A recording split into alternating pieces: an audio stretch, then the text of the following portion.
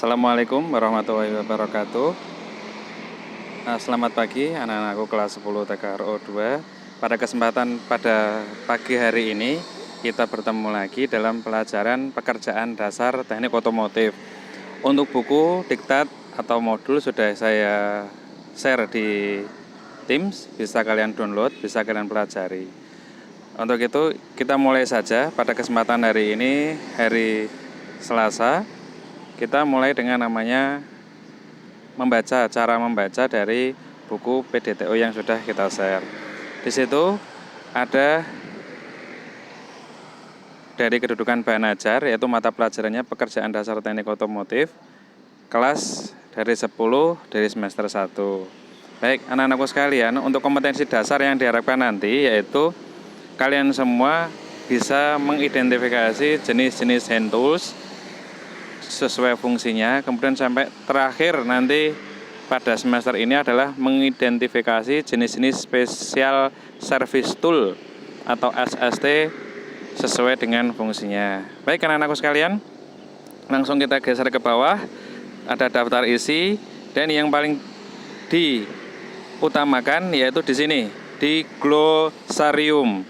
Bahasa Indonesianya glosarium, tetapi kalau gampangannya kita ngomong, glosarium adalah sebuah kamus dari bahasa-bahasa yang nanti di dalam buku ini timbul, atau kamus dari bahasa asing yang ada di dalam buku ini.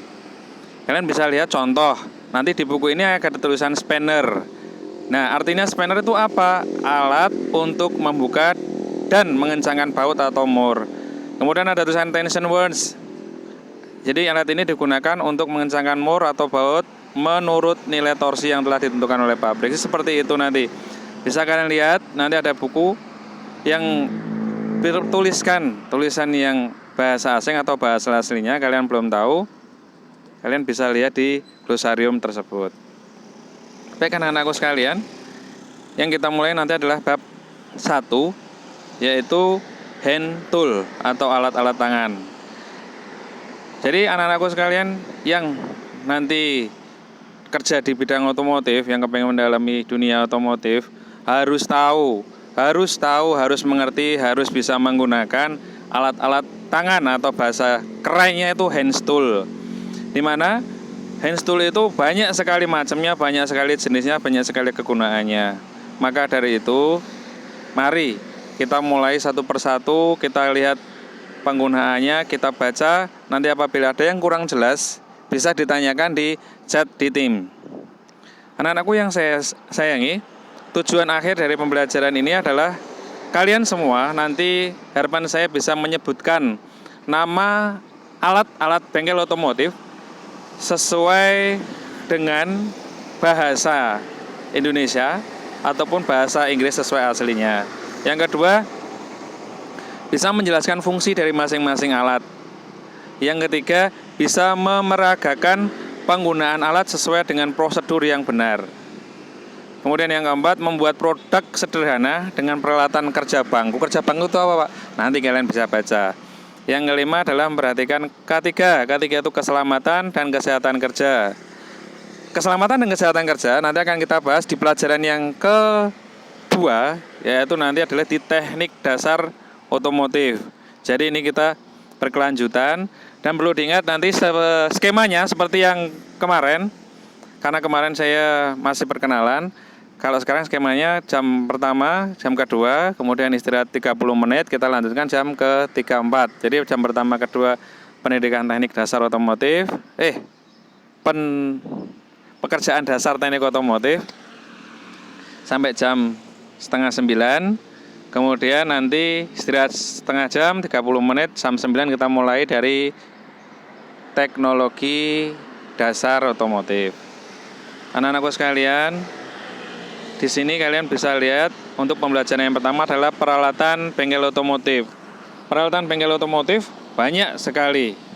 Nah, dari banyaknya itu kalian harus bisa mengerti satu persatu, baik itu namanya maupun fungsinya. Karena jangan sampai terjadi ada anak bengkel otomotif diminta tolong, Mas ambil ke kunci.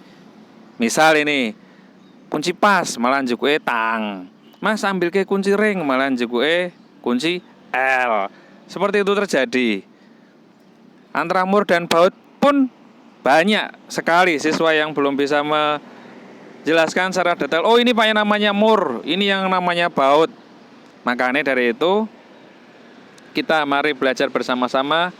Perhatikan dengan seksama. Bila ada yang kurang jelas, masih ada yang belum difahami, bisa ditanyakan. Yang pertama adalah kita lihat adalah kunci.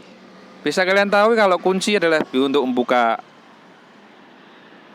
pintu, untuk membuka hati seseorang itu pakainya kunci, namanya kunci, ya. Jadi kunci itu adalah untuk membuka dan mengunci, wis cetha itu. Fungsi utamanya adalah membuka dan mengunci.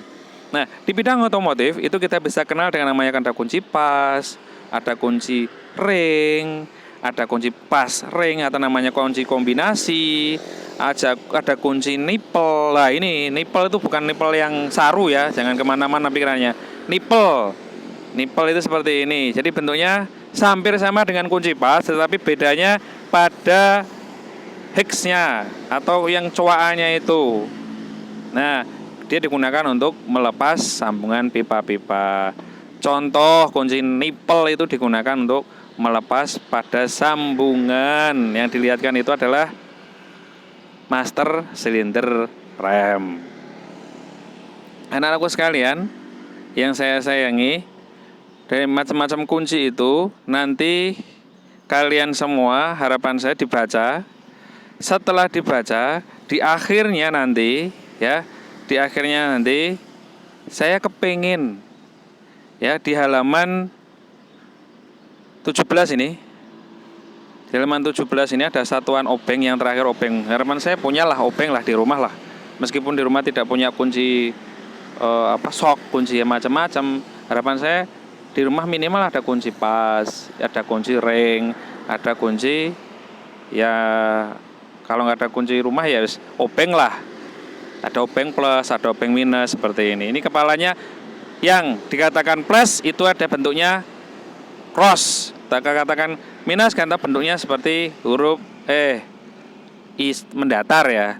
Ada juga di situ ada priority, ada trox, ada security, macam-macam ternyata obeng gitu. Jadi anak-anakku sekalian bisa memahami satu persatu. Terakhir nanti di akhir video ini saya kepingin mengatakan pada kalian semua tugasnya adalah real gampang ya. Kalian menyebutkan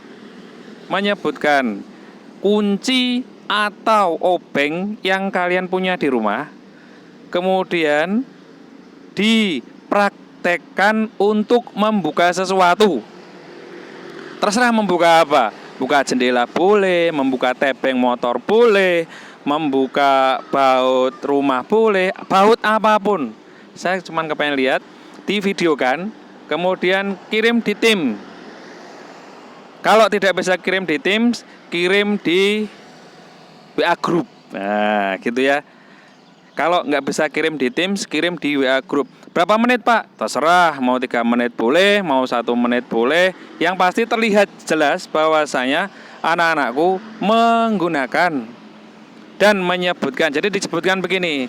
Assalamualaikum warahmatullahi wabarakatuh. Nama saya Dimas, anakku lelaki. Contoh ini loh ya. Saya akan menyebutkan nama kunci yang saya punyai. Yang pertama adalah kunci pas 1213. Di mana kunci pas 1213 ini akan saya gunakan untuk melepas atau mengendorkan baut spion. Nah, dipraktekkan di situ sambil divideokan.